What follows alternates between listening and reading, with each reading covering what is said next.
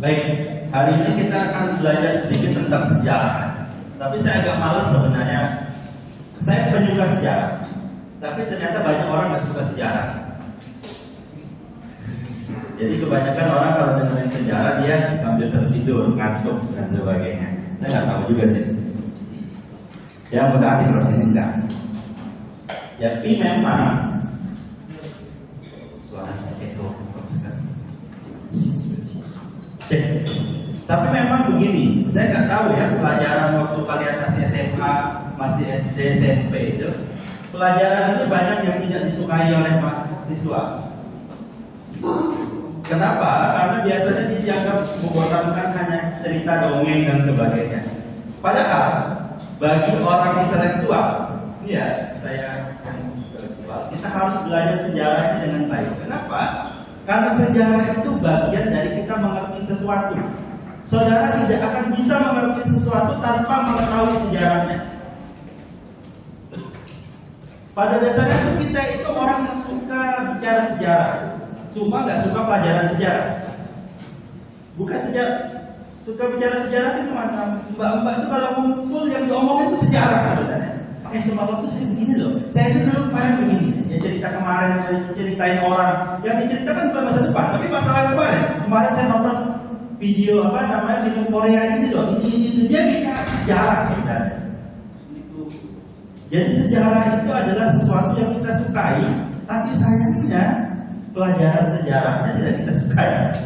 Entah kenapa.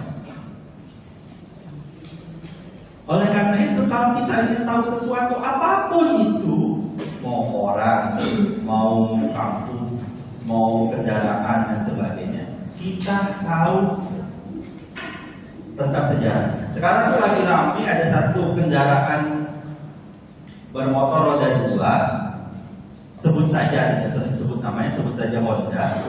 Itu rangkanya banyak yang patah. Kalau kita bicara tentang itu, sebenarnya kita sedang bicara sejarah. Patahnya saat ini atau kemarin gitu. Cerita tentang kemarin. Oh Pak, sejarah itu kalau lama dahulu. Ya, yang lama sampai saat sebelum saya bicara itu namanya sejarah. Kenapa? Karena dia terus berganti.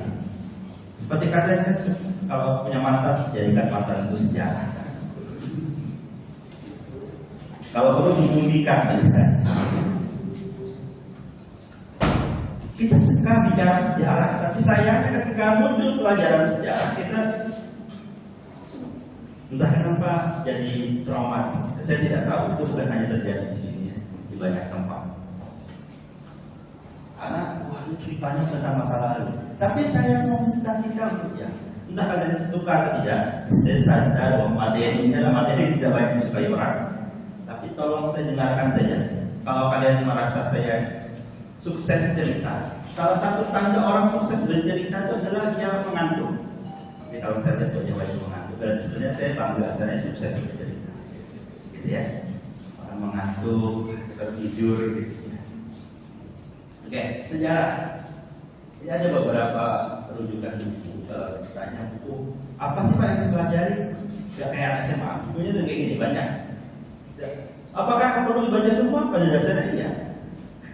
Kalau kalian mau menguasai ini hanya sekian dari sedikit ya, saya tunjukkan. Ya. Apakah wajib beli? Tidak. Sekali lagi, kami kampus itu tidak seperti zaman dulu yang suka memperbolehkan harus wajib beli buku ini, beli itu. Tidak. Kuliahnya yang penting kalian baca. Entah bagaimana caranya. Entah nyolong punya perpus. Kalian hati-hati di jago perpus ya. Kalau di perpus itu ada kewajiban nanti kalian mau lulus harus memastikan kalau kalian clear di perpustakaan, baik perpustakaan kampus maupun perpustakaan daerah sebelah sana itu. Kalau kalian punya tanggungan kalian tidak akan bisa lulus. Oke. Sebelum saya masuk materi sejarah hukum, saudara sudah masuk open learning-nya ya? Saya lihat open learning itu baru 50 orang. Mbak, coba Mbak, dipresentasikan total berapa? Total berapa? Totalnya paling bawah ada juga berapa mahasiswa? 78. Lihat saya di open learning semalam, itu hanya 50 yang sudah masuk. Nggak tahu 50-nya kemana. Ada yang merasa belum masuk di open learning sini? Angkat tangan yang merasa belum masuk. Kenapa belum masuk?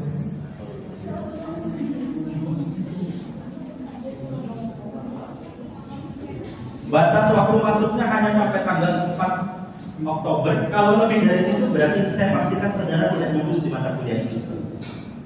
Ya. Jadi bagi yang belum join, yang penting segera join. Sudah 1 minggu dibuka dari pekan kemarin.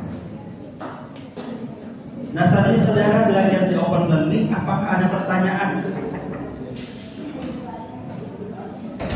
Waktunya sudah telat.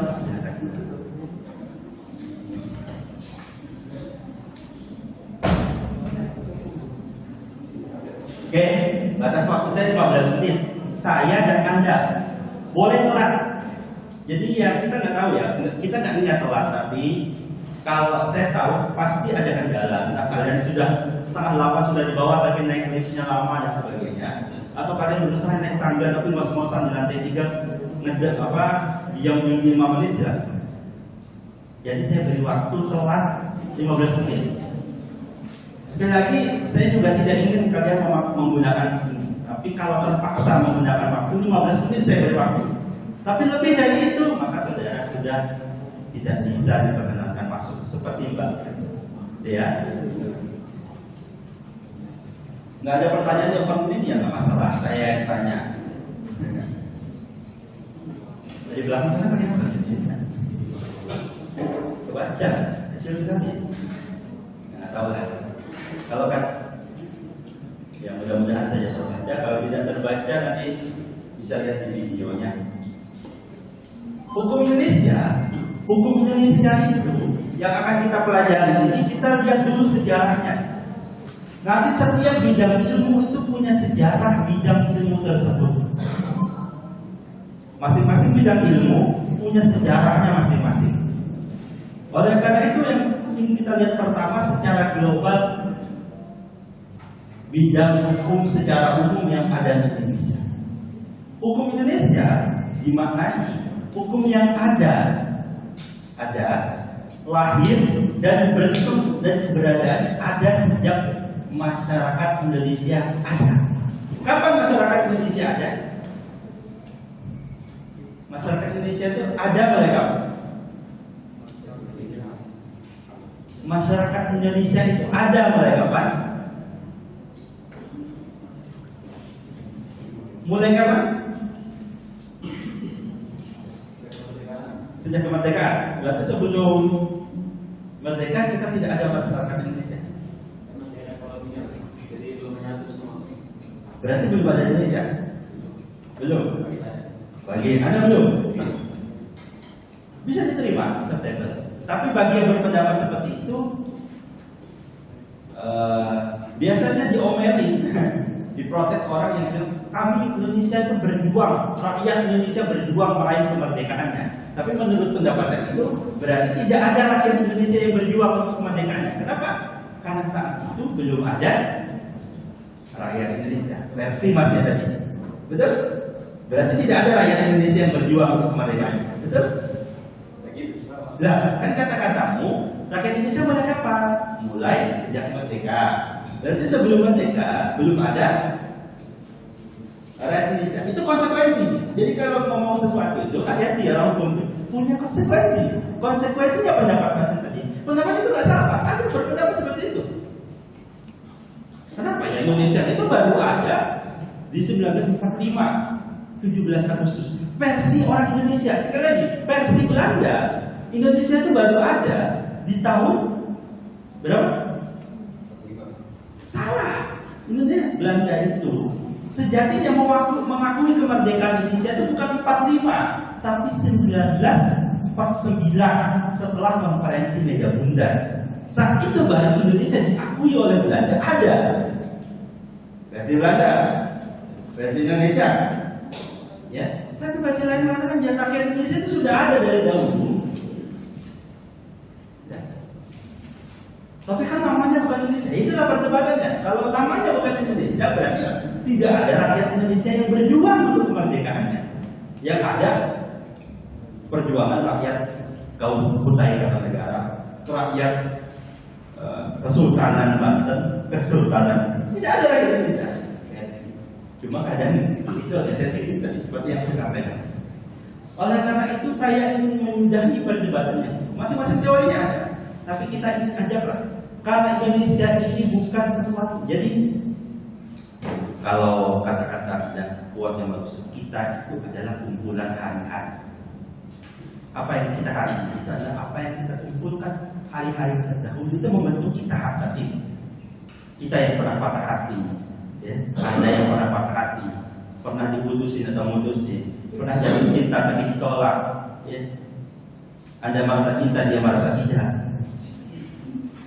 Kumpulan hari-hari itu, kalian lulus mengerjakan tugas, kumpulan hari-hari itu yang membentuk hati kita saat ini. Saya saat ini, Anda saat ini. Oh Pak, saya ingin mengulang masa lalu. Kalau Anda ingin mengulang masa lalu, maka saat ini itu bukan Anda. Kenapa? Karena bukan Anda lagi. Karena bukan kumpulan hari-hari yang sama. Jadi jangan menyesal kalau saya pernah ini bahas. Kesalahan apa yang kita perbuat masa lalu itu ada bagian pembentuk hidup kita saat ini. Ya. Oleh karena itu begitu juga. Saya ingin bicara Indonesia hasil dari bentukan masa sebelum Indonesia pun merdeka. Saya terlepas perdebatan apakah itu disebut rakyat Indonesia apa bukan.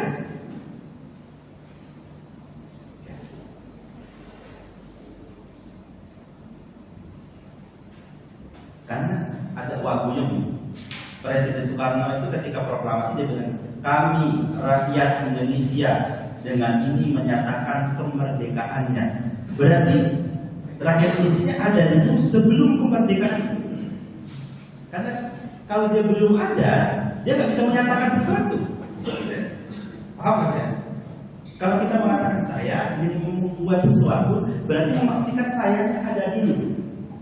Sehingga saya ingin berangkat dari itu bahwa rakyat Indonesia itu ada sebelum merdeka, tapi masih memperjuangkan kemerdekaannya dari penjajah kolonial.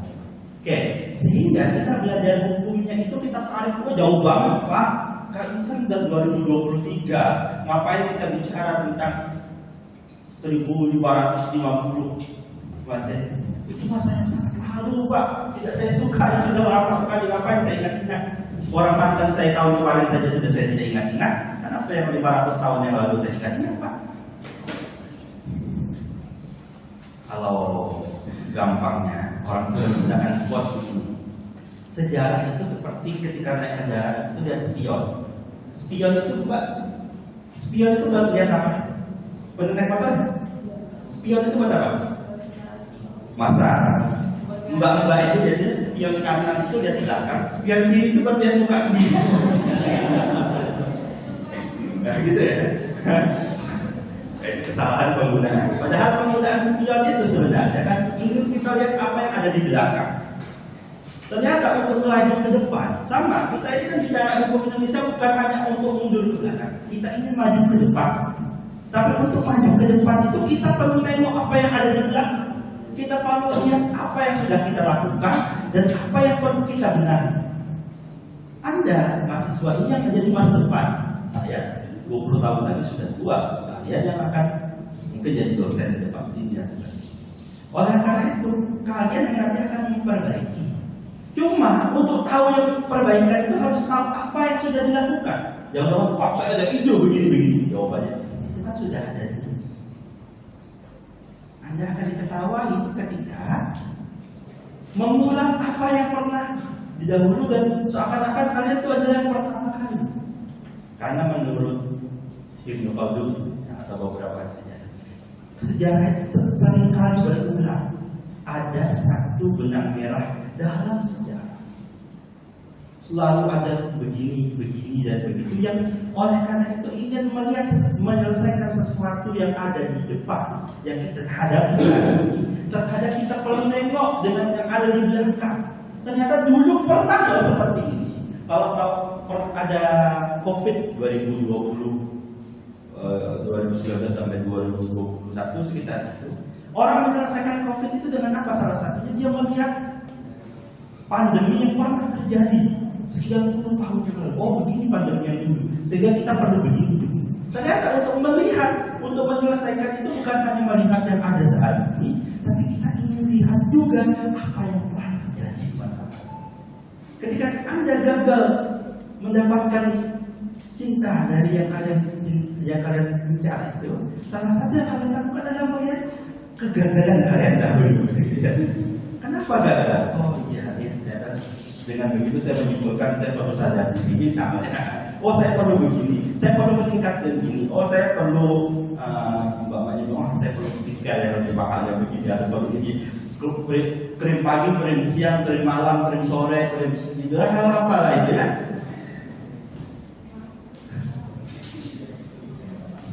Oke. Sehingga hukum yang ada, lahir dan keberadaan ada sejak masyarakat Indonesia ini ada. Sehingga dengan ini kita juga melihat hukum yang dulu terjadi di zaman Belanda. Kita juga lihat hukum yang ada di zaman kerajaan-kerajaan yang berlaku di Indonesia. Ada apa lagi itu kan hukum yang lama. Bisa jadi dari hukum yang lama itu yang bisa kita bentuk undang-undang yang baru. Jangan dikira undang-undang yang muncul itu belum adalah ide saat ini saja. Bisa jadi idenya lahir, diambil, diganti dari nilai-nilai yang berlaku di masyarakat adat. Contoh, pencurian kerbau yang dilakukan di masyarakat Banjar. Saya sama lidahnya ada orang yang kerbaunya dicuri. Nggak tahu jika ada kerbau atau tidak. Itu akan beda. Ada orang Toraja di sini. Setahu saya di daerah Toraja. Itu nilai kerbau berbeda. Dia bukan hanya sekedar hewan untuk membajak sawah, tapi dia punya nilai. Sehingga pencurian yang sama itu punya nilai yang berbeda ketika dilakukan di tempat yang berbeda. Ada sesuatu yang mungkin di tempat lain itu biasa-biasa saja, di tempat kita berbeda. Jadi saya ada sudah menikah? Mau menikah? Karena ada yang mau nikah? Oh nggak ada yang nikah, nggak ada yang mau. Ya, saya doakan nggak akan nikah sama kalian. Ada budaya begini, misalnya ya, di wilayah Kutai, Banjar, lebih spesifik lagi, lebih khusus lagi di daerah Sulawesi, ya, Bugis, Makassar. Ada orang Bugis, Makassar di sini? Ada? Anak-anak? Aku aja ngerti. Yang perempuan, laki-laki nggak penting. Yang perempuan sih. Di sana itu ada istilahnya uang panah. Berapa Pak? Mintanya berapa? Angkanya itu besar. Itu akan tidak orang Jawa yang tidak tahu budaya itu misalnya ya, orang Jawa. Kalau orang Kutai, Banjar itu sama, ada uang jujuran, ada uang apa namanya itu. Dan angkanya cukup tinggi. Bagi orang Jawa, ada orang Jawa di sini? Ya, Jawa banyak. Orang Jawa itu, mohon maaf, bagi orang nikahnya itu sangat murah. Bukan murahan, ya. Di adat Jawa, nikah itu lebih murah dibanding di adat tadi Bugis yang uang pantai itu berapa? 200.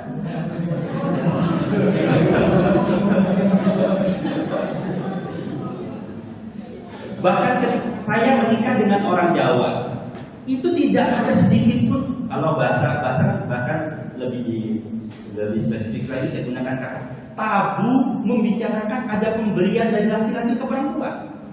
Laki-laki beri aja, mau berapapun beri saja. Tidak ada akan tabu bagi keluarga perempuan menanyakan dan meminta angka. Sedangkan banyak kalau orang itu sangat lazim menentukan. Saya punya teman, dia orang Kutai. Ketika mau menikah anaknya, teman saya itu, orang tuanya meminta angka kalau tidak saya 80 juta. Dia laki-laki, dia katakan belum punya. Apa yang terjadi? Pernikahannya ditunda 1 tahun, menunggu mengumpulkan angka 80 juta itu. Dan itu kalau sama orang Jawa nggak mungkin terjadi. Adanya berapa nikah? Bahkan teman saya ada satu orang sekarang jadi dosen di sini. Dia tuh nanya ke mertuanya, calon mertuanya, saya perlu bayar berapa? Mertuanya marah.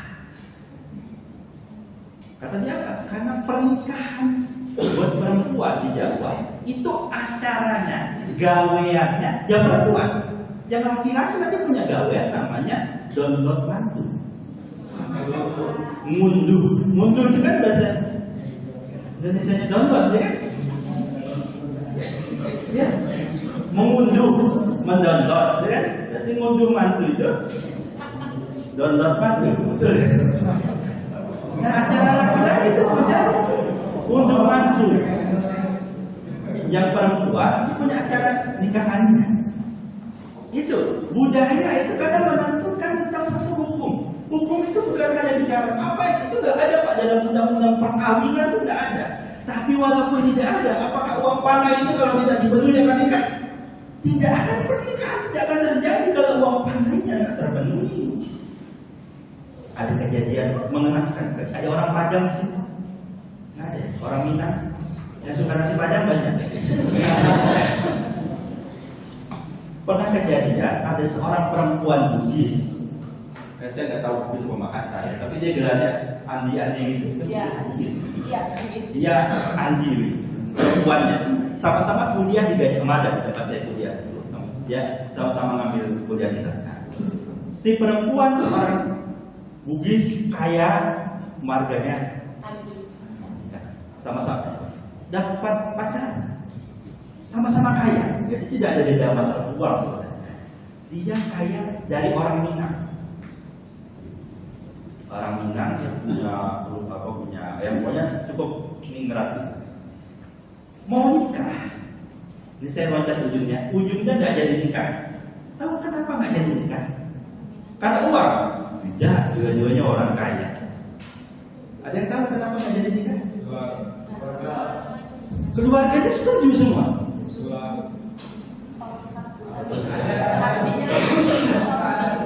Artinya sebenarnya keluarganya setuju. Ada yang nggak boleh kan? Tidak. Boleh. Agamanya sama boleh. Permasalahannya itu cuma ada satu. Siapa yang melamar? Dalam adat mayoritas kita, yang melamar itu siapa? Dalam adat Minang yang melamar itu yang perempuan. Perempuan harus datang ke keluarga laki-laki untuk meminta laki-lakinya. Apakah Andi itu mau? Tidak akan mau. Datanglah ke sini. Kata yang bilang, sini kami terima, sini datang keluargamu. Sama-sama itu sehingga kelamaran tidak pernah terjadi. Hati-hati sama orang begitu. Orang yang budayanya sangat ketat. Mau cari sama orang Minang yang juga keluarganya ketat. Tapi memang kalau laki-laki Minang nikah sama perempuan Bugis itu hati-hati. Karena pernah nonton ada satu film itu diangkat dari novel masa lalu. Judulnya Tenggelamnya Kapal Pandemi. Pemerannya Yunus sama Pevita. Ada? Pernah nonton tidak? Tenggelamnya Kapal Pandemi. Baru-baru, mungkin 6 tahun yang lalu. Cari-cari lah film itu. Film itu menarik tentang hukum di sini. Dia berlatar belakang era penjajahan. Kenapa itu sangat penting? Saat itu ada begitu kuatnya. Bapaknya pemeran laki-laki itu namanya Zainuddin. Si laki-laki itu pemerannya namanya Zainuddin. Bapaknya si Zainuddin ini adalah lelaki Minang yang merantau ke Makassar, lalu menikah dengan perempuan Makassar. Ada masalah besar di saat itu. Ada yang tahu masalahnya apa? Kira-kira bukan masalah. Ini masalah hukum, bukan masalah dia kriminal, bukan. Ini adalah masalah dari sudut pandang hukum. Nanti kita pelajari. Saya mau juga saya mengenalkan. Ini kalian pelajari spesifik di hukum adat di mata kuliah. Begini, kenapa uang pandai perempuan diminang?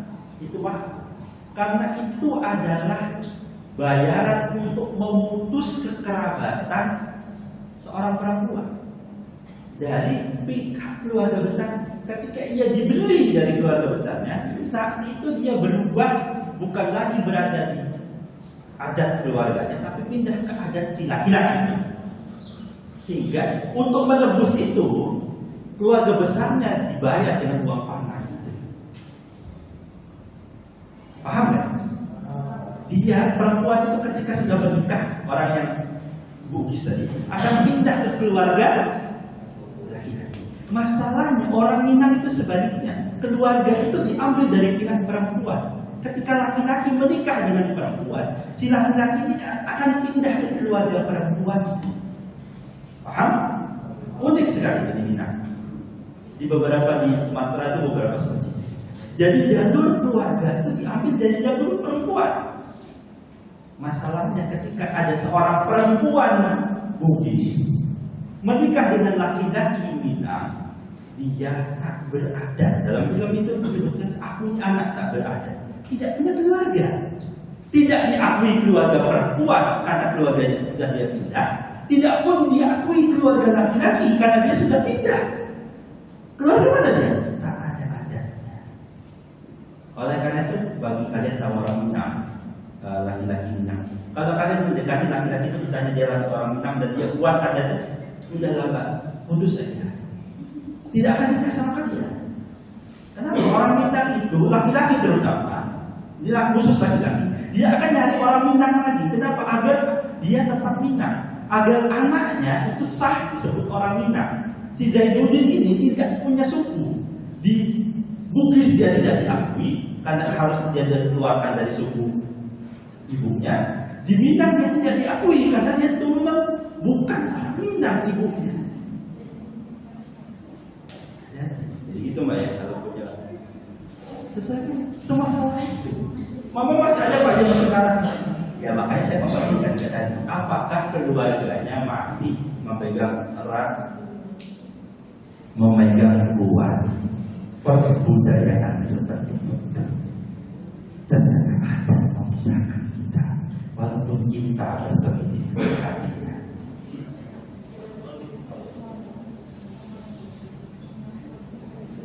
Ada pertanyaan? Jadi saya nikah sama siapa? Kalian yang cari sendiri dari saya. Ada pertanyaan? Barusan slide pertama sekali saya baca itu. Ini kalau nggak selesai nggak apa-apa. Ada jawaban lebih. Juga saya ini hanya mengantarkan saudara, menemani saudara belajar dari jawaban menulis.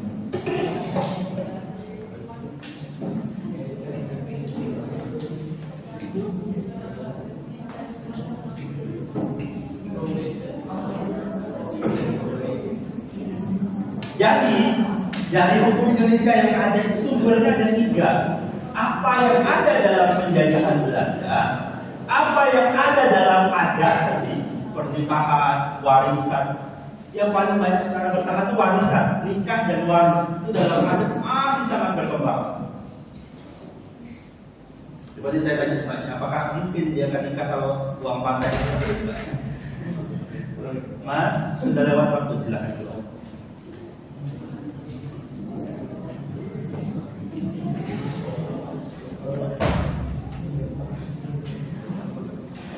Hukum adat dan yang terakhir hukum agama. Oke, 3 inilah yang menyusun hukum Indonesia. Kalian kalau nggak belajar sejarah, nggak akan tahu kenapa bisa ada. Kok bisa kita itu hukumnya hukum Eropa Pak? Ya karena kita warisan tahu sejarah. Oh kita pernah ya Belanda, sehingga ada lembaga-lembaga kita yang sama dengan yang ada di Eropa sana. Atau minimal itu menjadi warisan dulu dari penjajahan. Kenapa disebut Eropa Pak? Kan kita Belanda sebentar. Nanti akan saya tunjukkan bahwa ternyata yang jajah kita itu tidak hanya Belanda. Walaupun ada Jepang, Jepang itu tidak banyak mewariskan apa-apa karena sangat sebentar sehingga saya tidak masukkan dia sebagai satu sistem hukum. Belanda tidak mewariskan sistem hukum di Indonesia. Belanda, Jepang datang ke Indonesia itu masih menggunakan sistem Belanda, gitu ya. Makanya Jepang muncul di sini. Jepang tidak muncul di sini. Hanya di Eropa, apa yang berbasis agama, mau agama apapun itu, agama Islam, agama Kristen, Katolik, Hindu, Buddha, itu masih. Dan yang nanti berkaitan juga dengan adat.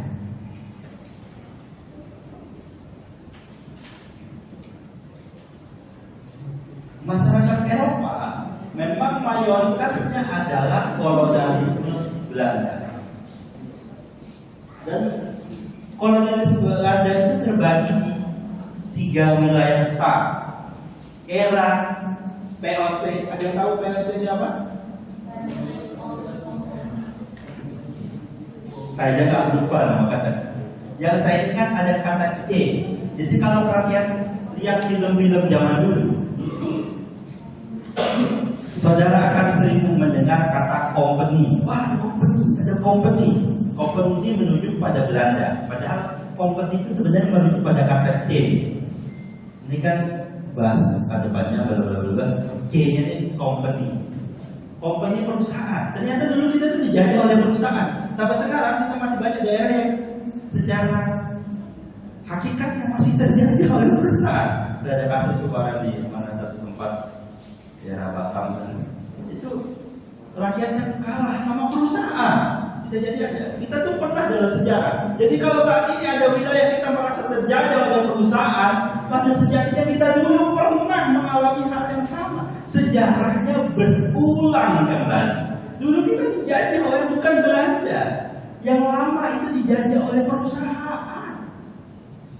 Ini perusahaan. Ada grup perusahaan Belanda, orang-orang Belanda. Makanya ini grup perusahaan orang Belanda. Nanti saudara akan temukan kalau nonton apa namanya, Jack Sparrow. Di Karabian itu ada perusahaan Belanda yang banyak di sana perusahaan Inggris. East kan, kalau Dutch East ada Dutch East, ada British Company, itu mereka banyak company perusahaan. Jadi melakukan perdagangan pelayaran kapal-kapal itu awalnya bukan negaranya, tapi perusahaan. Lalu ketika perusahaan ini kolaps, tahu kenapa? Ada yang tahu alasan POC ini kolaps? Hancur. Jadi negara ini dulu dikuasai oleh satu perusahaan dan perusahaan itu bangkrut. Ada yang tahu bangkrutnya kenapa? Karena korupsi. Sejarah sudah menunjukkan bahwa negara ini sudah pernah bangkrut. Kenapa? Karena korupsi. Jadi kalau korupsi merajalela sama dengan zaman ini, siap-siap negaranya dengan merujuk pada sejarah itu akan kembali bangkrut. Lalu di era Belanda, lalu politik etis. Politik etis ini banyak setelah Perang Dunia Pertama. Politik etis itu begini, intinya mereka ingin daerah jajahan itu jangan hanya jadi daerah yang miskin terus. Mereka perlu kita kembangkan juga, kata orang-orang Belanda, supaya jadi daerah berperadaban. Dulu orang Eropa menganggap wilayah kita itu tak beradab, tak punya peradaban. Mohon maaf, di Bali kalau cari jadi Google ya. Google wanita Bali awal 1900-an. Mohon maaf, di wanita Bali tahun 1900-an. Kalau kalian bisa ada mau bunuh, coba dibunuh wanita Bali 1900-an awal. Pakai baju itu, dia hanya pakai pakaian dari sini ke bawah sini. Mohon maaf, atasnya tidak. Jadi kalau bahasa, ada teman saya sebelumnya, ini kata-katanya agak kasar ya, tapi ini fakta. Yang mengajari beberapa wilayah Indonesia berpakaian atas itu adalah Belanda salah satunya. Di beberapa wilayah itu biasanya bukan di wilayah yang bukan beragama Islam. Kalau di agama Islam kan dia wajib untuk aurat, ya. Tapi di wilayah tertentu dulu itu dianggap tidak, bukan sebagai hal yang harus ditutup. Mas bilang, aduh kenapa nggak saya jawab itu aja?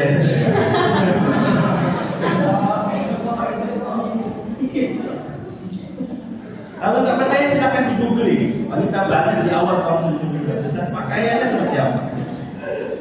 Ya senang pas saja, jangan scroll terus.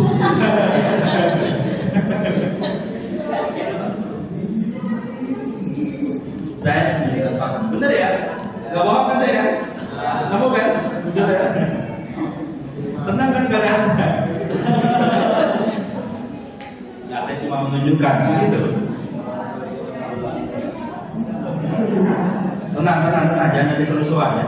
Jangan terus sampai jangan terus, jangan. Belanda menganggap perlu kita angkat peradaban Indonesia sehingga muncul namanya politik etnis. Oke, saya singkat saja. Ini ada di era Belanda, dia punya kekhasan tertentu. Saya skip saja ya, waktunya sepertinya terbatas. Karena saya akan berhenti tepat jam 9 karena saya ada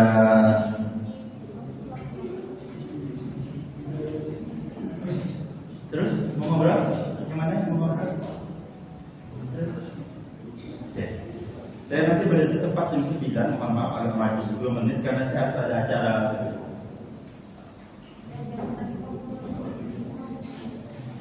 Oke, saya lanjutkan. Pada dasarnya dulu di zaman VOC, secara gampangnya begini: orang Belanda pakai hukum Belanda, orang Kutai pakai hukum Kutai, orang Bali pakai hukum Bali, orang Manado pakai hukumnya orang Manado, orang Mataram pakai hukumnya Mataram, masing-masing pakai hukumnya kerajaan masing-masing. Awalnya ini, ketika berkembang di hukum Belanda, ketika diambil alih VOC itu diambil alih oleh negara Belanda, Belanda menerapkan hukum yang ada di Belanda diterapkan juga sebagian besar, tak semua. Sebagian besar hukum yang ada di Belanda diterapkan juga di wilayah jajahannya. Oke. Sehingga muncul aturan-aturan yang mengikat aturan Belanda yang mengikat rakyat Indonesia. Sebagai contoh yang bahkan berlaku sampai hari ini, saudara akan belajar hukum pidana, saya akan kenalkan.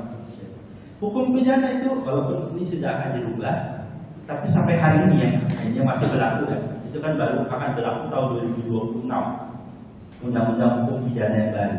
Hukum pidana yang lama yang kita pakai sampai hari ini, yang buat tangkap maling, buat tangkap pembunuh, penganiaya, orang nipu, orang nolong dan sebagainya itu adalah Wetboek van Strafrecht di tahun 1800-an. Wetboek van Strafrecht, Wet itu undang-undang, buku van Strafrecht terhadap hukum pidana. Itu dipakai. Orang bilang apa sih belajar hukum pidana itu? Hukum pidana itu masih dipakai sampai sekarang. Bahkan kalau hukum perdata sampai detik ini belum ada gantinya yang kita pakai itu namanya Burgerlijk Wetboek, kita undang-undang hukum perdata. Dari kapan itu? Dari zaman Belanda. Yang kita pegang itu adalah bukan buku aslinya. Yang saudara pelajari itu bukan buku aslinya. Kenapa? Karena buku aslinya berbahasa Belanda, dan saya jamin mayoritas pengajar hukum perdata di negeri ini tak bisa bahasa Belanda. Padahal yang dipakai sampai hari ini itu adalah kitab dalam undang-undang hukum Belanda sampai detik ini. Jadi masih ada sekian puluh itu bisa jadi lebih dari 100 aturan di hukum Belanda yang masih berlaku sampai ini. Jadi angkanya itu sudah 200 tahun dari kakek saudara, atasnya kakek, kakeknya lagi.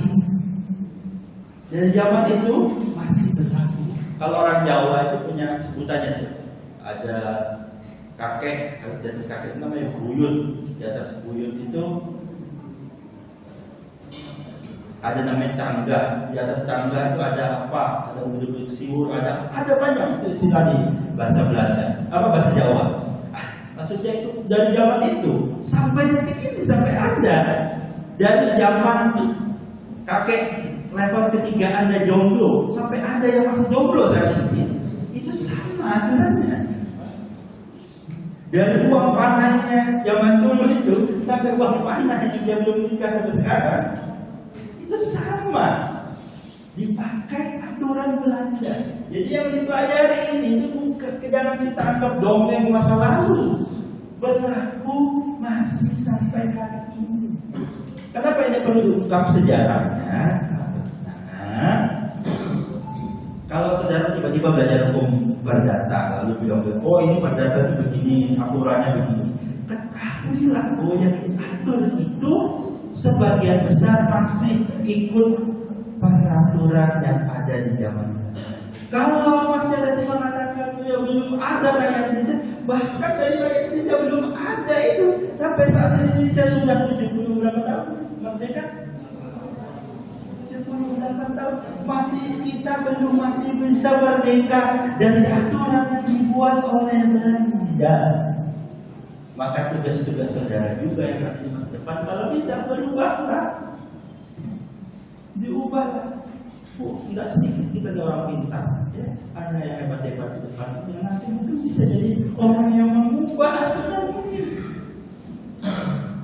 Aturan yang muncul dari era 1800-an.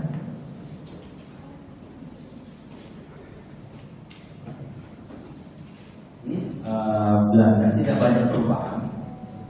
Zaman Belanda itu, zaman Jepang di Jepang.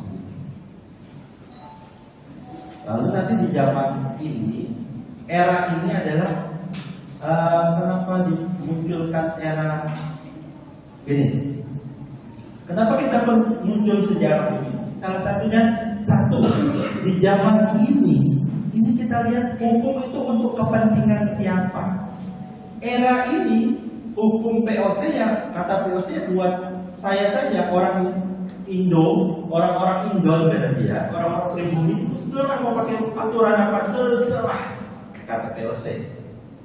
Kata Belanda, sejak masuk pemerintah Belanda dia bilang, kalian kan negara jajahan, harus tunduk dengan aturan kami. Ini berarti undang-undangnya dibentuk untuk kepentingan era ini. Kenapa dibagi? Politik etisnya mulai, hukum itu jangan hanya untuk kepentingan kami orang penjajah. Muncul orang-orang yang mengatakan, tolong dibuat juga aturan, walaupun masih masa penjajahan, tolong dibuat aturan yang juga baik untuk rakyat Indonesia, rakyat pribumi. Jadi tiga ini tuh menunjukkan ketika kita belajar sejarah, salah satu yang ingin kita tarik itu kepentingannya. Makanya kalau saat ini ada undang-undang, kita harus lihat ini untuk kepentingan siapa dibuat undang-undangnya. Jangan-jangan dikira kalau kita lihat undang-undang ini pasti bagus. Jangan-jangan undang-undang ini pesanan A. Jadi kita tahu, oh ini undang-undang yang ada ini ternyata tidak memihak rakyat. Kalian mahasiswa, salah satu unsur utama kekuatan yang bisa membersamai rakyat. Oh Pak, kami apalah daya kami. Ingat 1998 Soeharto itu lengser. Soeharto itu pernah dicoba lengser dengan banyak cara oleh para dosen, oleh para politisi. Tidak juga lengser. Lengsernya sama siapa Soeharto itu? Sama mahasiswa. Ketika mahasiswa bergerak sekian banyak itu, saat itulah Soeharto lengser. Jadi kalau kalian tidak lagi bisa berharap dengan para politisi, tidak lagi bisa berharap dengan para penegak hukum, itu kekuatan salah satunya kalian. Tapi kalau mahasiswa juga sibuk urusan patah hati, tidak lagi memikirkan urusannya hanya memikirkan nilai A, B, C, D, tidak lagi memikirkan urusan rakyat, maka saat itu kan masa sewenang-wenang. Ya, Pak kami juga ya siapa sama apalah kami Pak Alek, tidak saja. Kalau kalian sendiri, mahasiswa itu sendiri per orang itu tidak akan. Tapi kalau kekuatan itu bergerak, satu kata mahasiswa dari ujung Merauke sampai ujung Sabang sana, itu baru. Itu ya, bapaknya provokator iya sedikit-sedikit. Saya dulu zaman mahasiswa gitu kan. Mahasiswa aku cuma masuk kelas terus. Enggak ya. Makanya saya beri kesempatan kalian di bolos tidak apa-apa. Karena saya dulu memilih-milih. Hampir semua pelajaran, semua mata kuliah saya pernah bolos. Tapi di batas bolosnya boleh. Dan nilai saya pernah menyampaikan itu, saya punya nilai di jasa saya itu, transkrip nilai saya itu ada A, B, C, C, D, D, ada lengkap saya. Saya dulu bahkan lebih aktif di organisasiwaan dibanding aktif di kelas. Tapi saya bisa juga center. Gitu. Jangan juga sibuk aktif di luar, nilainya ambruk. Seimbangkan. Tapi jangan juga cuma jadi mahasiswa yang datang pulang, yang diributin tempat parkir doang.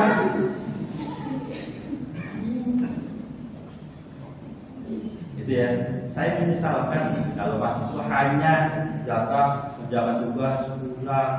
Kalau bahasa zaman saya itu mahasiswa kupu-kupu, kuliah pulang, banyak. Tidak jadi apa-apa. Padahal kalian punya potensi besar. Oke. Gitu ya. Jadi kenapa ini muncul dalam sejarah? Salah satunya agar kita tahu kepentingan apa yang muncul. Nanti saudara bisa lihat jadi karakternya di masing-masing zaman. Ada pertanyaan?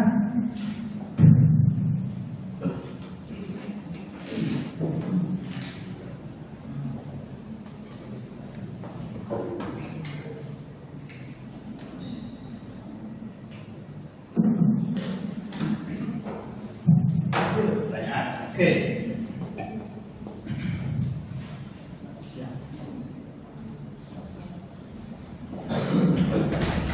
Kalau nggak ada, saya lanjut.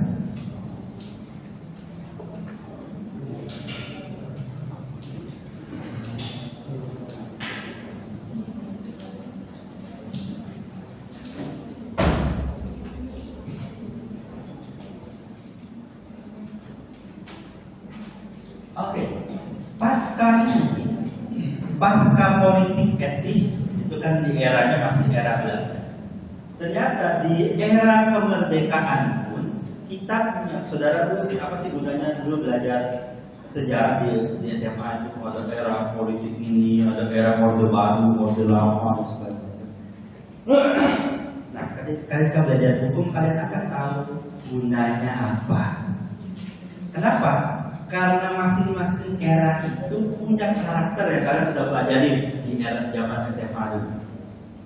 Itu menghasilkan hukum yang seperti apa pula. Ada seorang guru besar saat ini jadi menteri Menko Polhukam, siapa? Mahfud MD. Saya satu alma mater sama Mahfud aja, program itu S2, S3-nya di Gajah Mada. Nah, Mahfud itu mengatakan begini dalam disertasinya. Pak Mahfud mengatakan begini, bahwa ketika pemerintahan itu produk hukum itu akan berkaitan dengan apakah pemerintahannya itu demokratis atau tidak. Makin tidak demokratis bahasa gampangnya, makin otoriter, itu aturannya makin otoriter juga, tidak responsif, tidak menjawab kebutuhan masyarakat. Jadi untuk mengukur apakah satu wilayah negara itu demokratis atau tidak, salah satu yang bisa diukur itu adalah aturan hukumnya. Apakah menjawab, responsif atas permasalahan masyarakat, atau itu atas kepentingan. Apakah hukum di satu negara misalnya itu representasi keinginan masyarakatnya atau representasi kepentingan Kim Jong Un misalnya. itu akan bisa diukur atau dasar yang diambil dari disertasinya Prof. Mahfud itu negara Indonesia itu pernah melewati fase-fase demokrasi, baik demokrasi awal sempat demokrasinya sangat liberal, punya negara-negara Indonesia pernah jadi negara demokrasi. Di saudara yang injak saat ini, ya, pernah ada daerah istimewa. Jadi sejarah di Indonesia ini daerah istimewa itu, ya, daerah istimewa itu di mana? DKI itu daerah khusus ibu kota, bukan daerah istimewa. Saat ini yang disebut daerah istimewa itu hanya daerah istimewa Yogyakarta. Dalam sejarah kita ternyata pernah punya daerah istimewa lebih dari satu. Satu dekat Jogja namanya daerah istimewa Surakarta, Solo. Itu pernah jadi daerah istimewa. Lalu dicabut di era Soekarno karena dianggap dekat sama Belanda. Ada satu lagi daerah istimewa yang dicabut karena dianggap sultannya dekat dengan Belanda. Ada yang tahu di mana? Ada yang tahu? Bila tak belajar sejarah, tahu bahwa tempat kita berdiri ini dulu namanya daerah istimewa Kutai. Sama di Yogyakarta. Lalu ketika zaman Soekarno dalam berbuat sesuatu dicabut. Raja terakhirnya paling gesit itu menyerahkan mandat, dipaksa saudaranya untuk menyerahkan mandat kesultanannya kepada RI sehingga negaranya dicabut. Dapat ya? Dapatnya. Googling gitu. Googling daerah, coba masing-masing lihat googling daerah istimewa Kutai.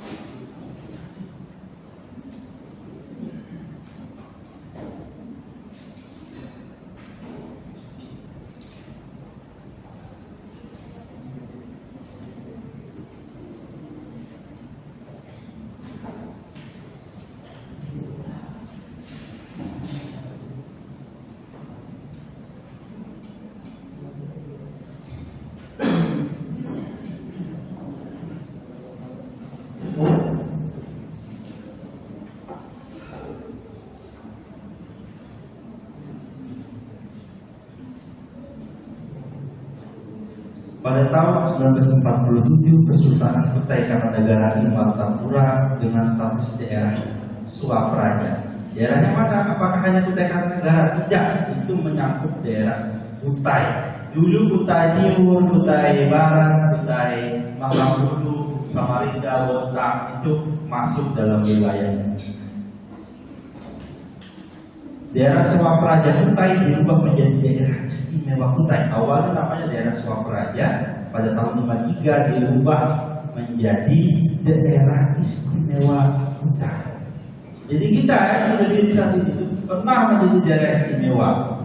Lalu pada tahun 59, nah inilah dihapus sultan terakhirnya, Sultan Ahmed paling gesit. Sekarang jadi nama rumah sakit di Tangerang. Lalu dibagi jadi 3 daerah, Kutai, Samarinda, dan Balikpapan. Kutai nanti mekar lagi ada Bontang, ada Kutai Timur, Kutai Barat, Kutai Kartanegara dan Mahakam ini. Tanpa sejarah kita tidak tahu. Walaupun buat bangga-bangga tidak, kita ingin melihat apa aja yang dahulu terjadi.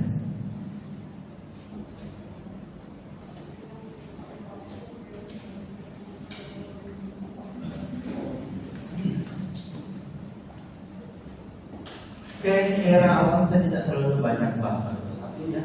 Negara ini pernah dipimpin oleh demokrasi liberal. Maksudnya gimana? Demokrasi yang kalau sekarang rujuk-rujukannya mirip sama Amerika Serikat. Kenapa negaranya berbentuk serikat? Kita itu dipimpin dulu oleh presiden sebagai kepala negara dan perdana menteri. Dulu kita pernah eranya perdana menteri.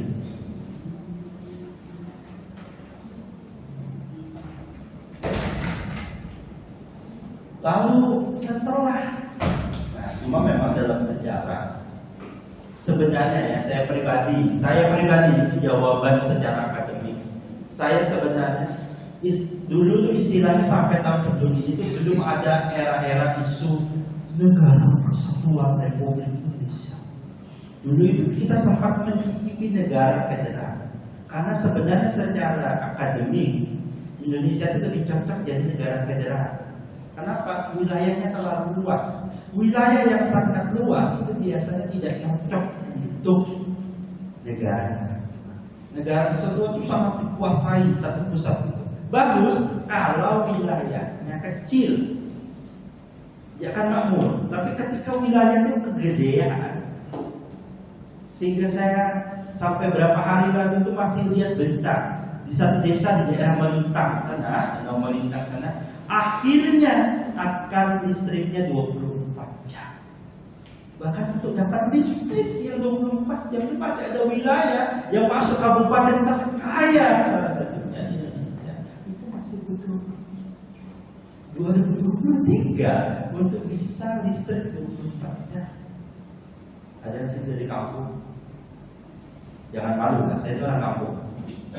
Saya lahir di Muara Ancol, Kabupaten Kutai Timur.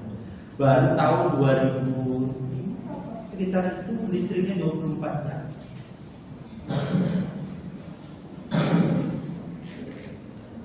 Sampai saat ini belum ada jalan yang punya pemerintah untuk sampai ke kampung saya itu.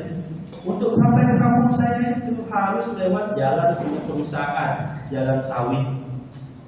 Yang pemerintahnya, tolong dong dibangunkan jalan, kata pemerintahnya. Pemerintah itu hanya bisa bikin jalan kalau jalannya itu atas nama pemerintah. Kalau jalannya atas nama perusahaan sawit, tidak akan bisa dibangun oleh pemerintah. Sehingga kampung saya sampai hari ini tidak dibangun jalan sampai untuk menuju wilayah.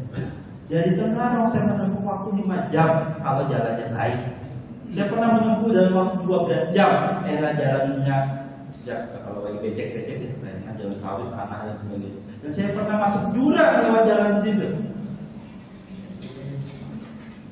Itu masih ada di 2 kabupaten yang mengatakan mereka dirinya sebagai kabupaten kaya.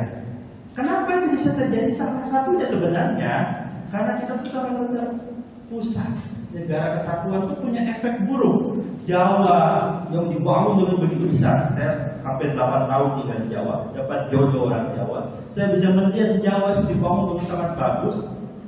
Padahal yang kaya itu bukan di Jawa, Kalimantan, di Papua, di Sumatera, Sulawesi itu yang kaya. Tapi uangnya ditarik ke pusat dan dibagi-bagi di wilayah salah satunya untuk membangun Jawa. Sehingga tol yang banyak dibangun di Jawa itu sebenarnya salah satu uangnya diambil dari wilayah. Merdeka enggak ya? Enggak. Saya sebenarnya secara akademik ya di pilihan perdebatan silakan saja. Saya lebih suka negara federal. Cuma ada isu Indonesia ini secara akademik lebih bagus ya, tapi secara politik tidaklah cocok untuk negara. Ya saya bedakan ya, secara akademik sebenarnya cocoknya diatur juga dengan negara federal. Tapi secara politik kita itu belum siap menjadi negara federal. Kenapa? Karena di era ini negara kita demokrasi liberal, pembentukan dibentuk sebagai pemerintahan federal, Indonesia itu bisa pecah. Oleh karena itu Soekarno merubah di tahun 50, merubahkan wah kacau Indonesia. Soekarno, kita gabung lagi. Dimulai dengan mosi integral dari Muhammad Nasir. Di tahun 50-an sampai tahun 66 itu dibangun oleh demokrasi terpimpin. Apakah baik? Ternyata tidak juga baik. Kenapa? Karena terkadang sistem itu dijalankan oleh manusia, tak semuanya pun baik. Dijalankan manusia, namanya dijalankan manusia, terkadang tergantung manusianya. Apakah mampu menjalankan ini dengan baik atau tidak? Lalu era ini kita pernah sudah baca sejarahnya.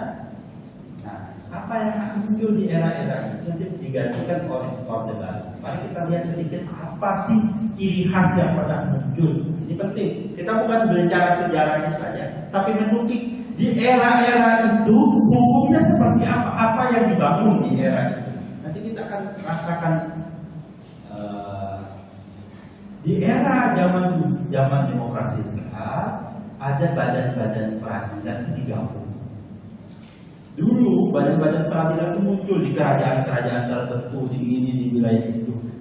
Ada pengadilan khusus orang Belanda. Dulu kita itu dibagi tiga. Ada orang Belanda, ada orang pribumi, ada orang Timur Asing. Ada yang tahu Timur Asing itu siapa? Gimana? Ada yang masih ingat Timur Asing itu siapa? Timur Asing itu adalah orang Cina, Arab, India.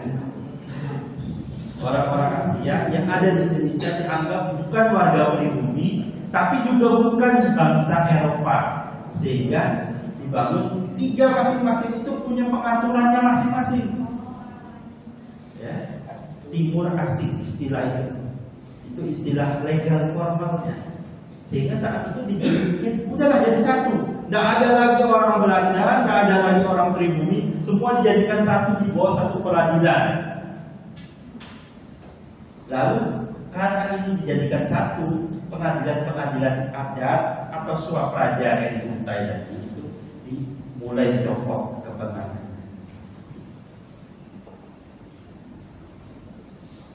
Pengadilan agama muncul ada, namanya waktu itu Mahkamah Islam Tinggi.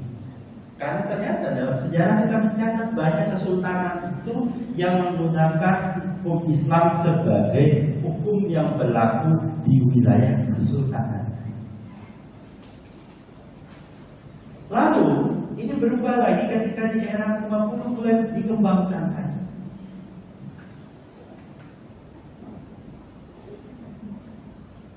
Karena tadi di era ini mulai dibatasi, lalu mulai ada pengadilan-pengadilan yang menjadi satu dan pengadilan-pengadilan adat ini dibatasi.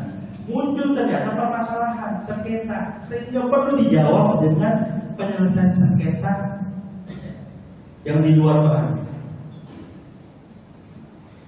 Ini perkembangan saja. Sekali lagi, mungkin saat ini tidak lagi berlaku. Dan apa sih Pak, tidak terlalu penting untuk kami belajar. Tapi saya ingin mengajak di awal kita belajar. Lalu di era ini terus berapa isu-isu hukum. Isu-isu hukum ini tidak akan muncul ketika saudara belajar sejarah secara umum. Kenapa? Dia tidaklah berkepentingan untuk bicara tentang satu isu hukum saja. Sehingga ketika di bangku perkuliahan, teman-teman politik di sebelah sana misalnya akan bicara perkembangan politiknya.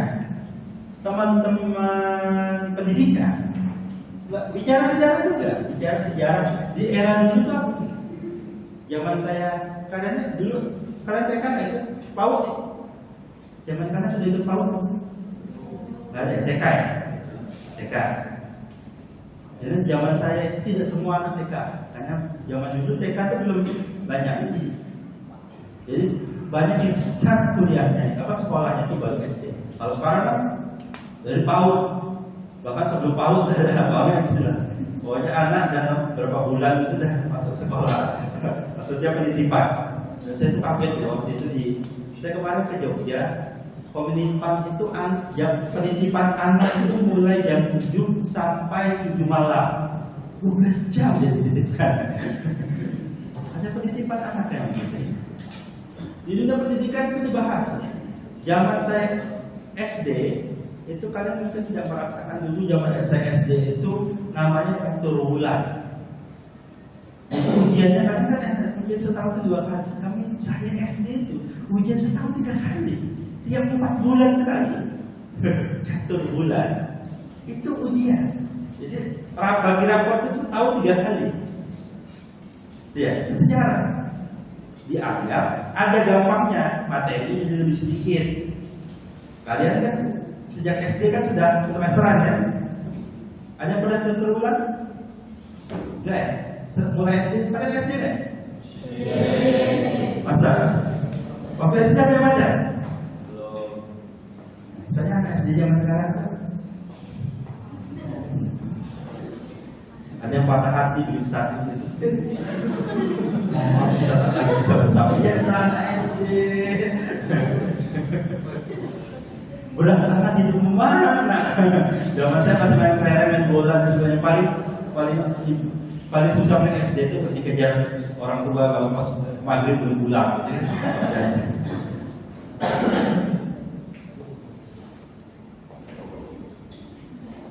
Zaman saya SMP. Kalian SMP kan? Namanya SMP bukan? Zaman saya SMP namanya SLTP. Sejarah. Saya pernah zaman saya SMP namanya bukan SMP. SLTP. Karena zaman saya itu SLTP, yang SMA SLTA. Tapi waktu saya SMP saya masih pakai SLTP. Ketika SMA saya pakai nama SMA. Itu sejarah, punya kebijakan masing-masing.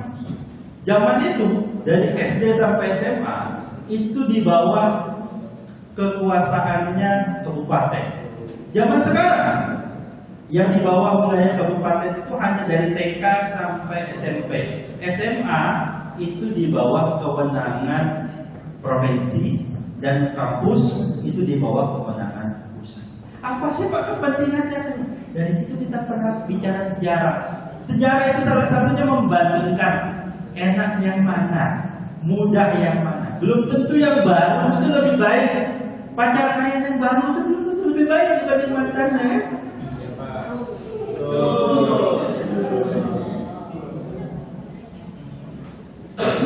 Salah satu belajar sejarah itu kita belajar membandingkan apa yang terjadi dahulu dan saat ini.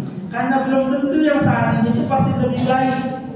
Bisa jadi kita bikin kebijakan baru, ternyata tidak cocok, kita kembalikan kebijakan lama. Atau kebijakan lama, ada kebijakan baru tidak cocok.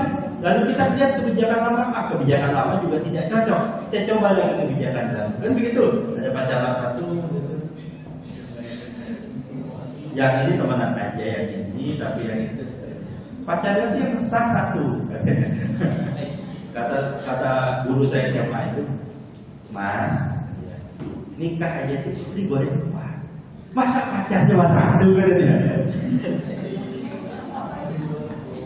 Waduh, paling ngajarin enggak? Itu guru sejarah saya SMA, bukan saya. Saya nggak ngajarin pacaran. Kasihan kalian pacaran. 90% itu jodohnya orang. Jodoh orang yang kalian jaga, gitu ya. Kalian antar tiap hari di kampus, ternyata nikahnya sama yang lain. Dan saya pada semester 1 ya, kemarin sempat viral juga. Itu saya sudah lakukan juga sama dengan orang itu, dari seorang dosen yang viral. Itu saya sudah melakukannya dari 3 tahun yang lalu.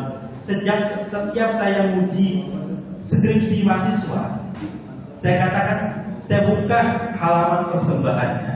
Di situ biasanya dia ungkapkan persembahannya kepada Tuhan, kepada Pak Rektor, pada ini, pada dosen uji, dia kawan dengan di bawah, kepada bapak ibu orang tuanya di bawah. Buat yang satu menemani dulu. Ditulis namanya. Saya langsung bilang ini tolong dihapus. Kenapa? Siapa yang menjamin ini jadi istri saudara, sedangkan itu nanti akan disimpan di perpustakaan, itu tertulis namanya di situ. Jadi kalau kalian punya pasangan, ya tanya dulu waktu skripsi nulis nama siapa. Jangan-jangan ada tertulis namanya di situ. Kalau kalian jangan buat, ya. Kasihan pasangan kalian. Ya nanti. Kalau pun dapat, belum tentu juga saudara. Ya, sebelumnya lagi. Nah, kok jauh banget sih? Enggak ya, kita bercanda. Kita ngobrol-ngobrol aja. Saya itu di kelas itu sekali lagi hanya pengantar, tidak akan bicara detail. Salah kalau di kelas saya akan bicara detail. Saya akan mendetilkan kalau kalian tanya. Kalau kalian nggak tanya, ya nggak saya detilkan. Oh, bapaknya nggak ngajarin, aja tuh di materinya. Apakah dosen itu harus menjelaskan satu persatu? Yang dijelaskan itulah yang akan keluar? Tidak. Dosen hanya menanyakan. Itu ada slide, ada ininya, ada bahkan saya rekam. Kalau mau diulang sebagainya. Oke, ini ya pertama.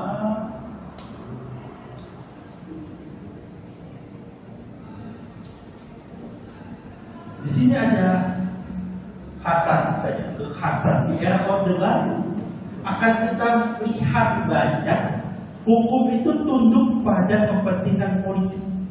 Sangat era Orde Baru sangat kuat, sehingga kecil kemungkinannya nanti kita bandingkan sama misalnya di era Soeharto, Orde Baru dan era Soeharto itu digantikan berapa kali ganti. Salah satunya adalah era SBY. Di era SBY itu ada pertama kali besarnya presiden itu ditangkap sama KPK. Itu tidak akan mungkin terjadi di era ini. Bisa jadi orang KPK itu ditembak mati. Karena pernah ada di era itu Tommy Soeharto, anaknya Soeharto itu kena kasus, hakim itu tertembak. Yang memang bukan Tommy, tapi ya itu lah ya. Ya. Politiknya lebih kuat dibanding hukumnya. Oleh karena itu nanti diganti dengan era sedang reformasi, disebut dengan era pasca Orde Baru. Salah satunya adalah pembaruan sistem politik, hukum dan ekonomi. Agar apa? Agar tidak lagi hukum itu dibeli oleh pemilik cuan dan pemilik kekuasaan. Sehingga era reformasi itu sangat kuat untuk pemberantasan korupsi. Ini tuh pemberantasan KKN itu bukan muncul dari ruang omong kosong, bukan dari ruang pengen aja, bukan, tapi karena ini melihat dari sejarah dan negara ini pernah hancur era ini. Kenapa?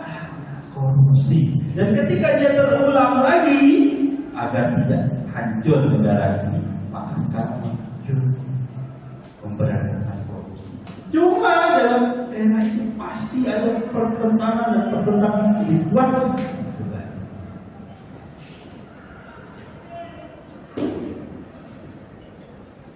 Oke, sebagai terakhir,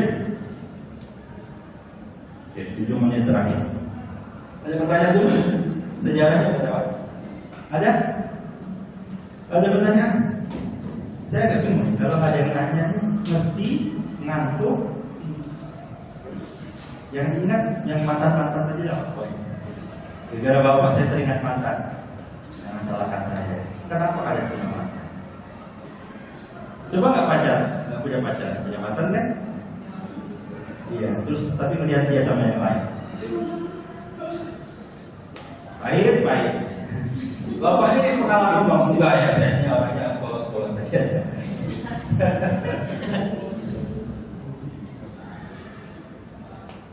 Ada ini sistem hukum Indonesia, ya, diperhatikan sejenak. Ini penting nanti sebelum kita masuk mulai pekan depan, kita akan mulai masuk ke jenis-jenis. Pekan depan kita akan mulai dengan hukum tata negara. Apapun sistem hukumnya, apapun yang kita pelajari, itu juga lepas dari 3 hal ini. Punya ciri perintah dan larangan. Di luar perintah dan larangan berarti boleh, tidak perlu disebut. Kenapa? Karena itu tidak perlu diatur. Selama tidak diperintahkan atau dilarang berarti itu boleh. Tapi tidak semua yang diperintah dan dilarang itu ada dalam undang-undang. Ada juga dalam kalian pelajari dalam pengaturan peraturan hukum bahwa bisa jadi tidak diperintahkan dan tidak dilarang dalam teks, tapi bisa jadi itu dilarang dalam budaya masyarakat. Ada nggak tulisan di kelas ini tertulis dilarang kencing di pojok sana? Adakah tindak pidana yang akan dikenakan pada orang kalau mas-masnya tadi pipis di ujung kanan? Tentu tidak. Tapi apakah ada yang berani melakukannya? Coba. Viral ya. Ada perintah dan larangan, baik dalam bentuknya tertulis maupun tidak tertulis. Perintah dan larangan ini menimbulkan yang disebut sanksi. Kenapa sanksi ini penting? Tanpa sanksi, terkadang aturan itu tidak berguna, tidak punya ruh. Terkadang memang orang itu butuh diancam untuk sesuatu agar mau nurut. Saya sudah bilang di pertemuan pertama, maksimal telat 15. Masih ada yang telat? Kalau tidak saya sanksi. Apakah mereka masih mau nurut dengan aturan batas waktu 15 menit? Tidak, kenapa? Bapaknya biayain aja. Nah, kadang-kadang kita butuh sanksi ini untuk menegakkan yang disebut perintah dan larangan. Dan bisa jadi contoh ya, dalam misalnya yang dianggap kejam di dalam hukum Islam ada potong tangan. Pertanyaannya, kita akan menilai potong tangan itu dari sudut pandang dua hal. Apakah untuk menghukum orang atau membuat orang untuk tidak melakukannya? Aturan orang masuk penjara yang dibunuh, hukuman mati itu. Apakah negara ini ingin membunuh warga negara? Tapi agar Milo dikasih hukuman yang kuat agar jangan kau lakukan. Ada perintah dan larangan ini agar jangan sampai ada seorang jenderal punya anak buah banyak bisa sewenang-wenang membunuh, menembak anak buahnya. Tak salah sebut namanya. Kita sebut saja aliasnya Sambo.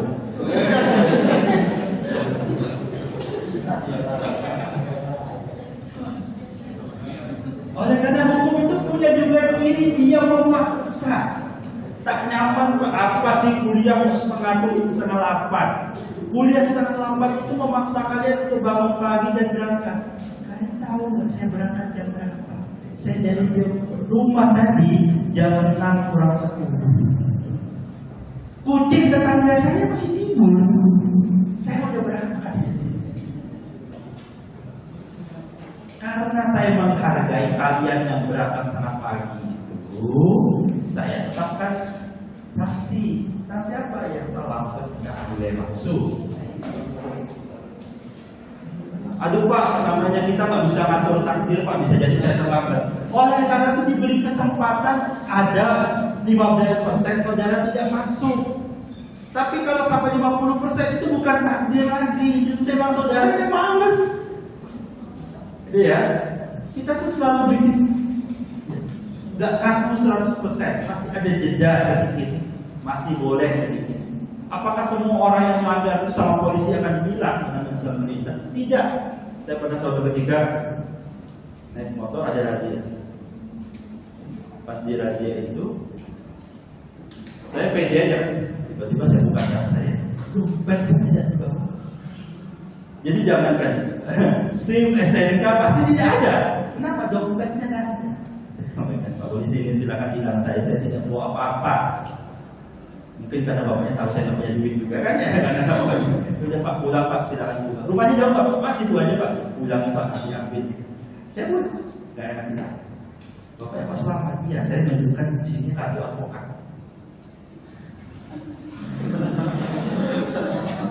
enggak. Canda ya. Pokoknya saya pernah bekerja. Ternyata tidak 100% orang yang itu bilang juga kan. Maksudnya ada jeda waktu. Ada waktu tunggu. Kemarin Pak Jenderal Polisi ini mengatakan di operasi razia itu tidak semua untuk menghukum, kita akan mengedukasi. Jadi kita tegur dulu, yang nggak pakai helm, ya, yang ini. Kenapa nggak pakai helm? Nanti jam saya copot hilang gitu lagi. Zaman saya, kalian nggak tahu ya, kalian usia berapa waktu itu. Jadi zaman pakai helm yang standar kayak sekarang itu di Kalbin itu baru di tahun 2004-2005. Dan lahir. Jadi kalau kalian lahir tidak pakai helm, nah, zaman sebelum itu orang tuh pakai helm tuh kayak helm proyek gitu. Dulu tuh orang pakai helm itu kayak helm proyek, ya. Jadi aja nanti kalau zaman dulu orang pakai helmnya kayak gitu. Mereka nggak mau pakai helm gede itu karena dianggap nggak keren. Ya, standar kerennya zaman dulu. Zaman saya SMP. Orang akan ketawakan kalau punya spion tuh kan gini. Spion tuh kanan aja. Aneh kan ya? Itu namanya standarnya berubah. Jadi dengan polisi memaksa itu dalam undang-undang akhirnya terpaksa semua orang memasang spion. Dulu tuh katanya namanya spion amin kanan kiri. Diketawain dulu anak-anak muda zaman dulu. Spion tuh kanan doang. Ya, cari aja kalau yang hidup di era zaman saya dia berubah. Kenapa mereka pakai spionnya sekarang dua, walaupun satunya malfungsi gitu ya, buat ngaca. Itu kenapa mereka mau pakai spionnya dua, lalu pakai helm yang standar sekarang itu? Karena dipaksa. Salah satu pembentuk paksanya dengan apa? Dengan undang-undang. Kenapa mereka mau dipaksa? Karena kalau tidak memenuhi perintah itu akan kena sanksi. Ada orang merokok lampu merah.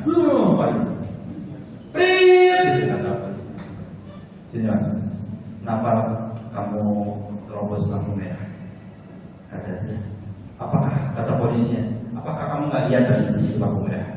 Kata yang bilang, saya lihat pak lampu merah. Nah kenapa kamu terobos? Kamu tahu kan lampu merah itu tidak boleh dilanggar? Kata dia, iya pak, saya tahu lampu merah itu nggak boleh. Terus kenapa kamu terobos? Karena tadi saya nggak lihat bapak. Coba saya lihat bapak, jadi berhenti saya pada lampu merah. Ternyata dia nggak ada, perlu dipaksa. Kalau tidak ada sanksi orang berjalan-jalan aja. Ya, gitu ya. Dan polisi itu mirip tukang parkir. Tadinya nggak ada, ketika tukang parkir itu kan gitu ya, nggak ada. Tiba-tiba pas kita naik motor, ngeluarin motor, tiba-tiba dia muncul di samping kita. Nggak apa-apa, apa sih juga sekali.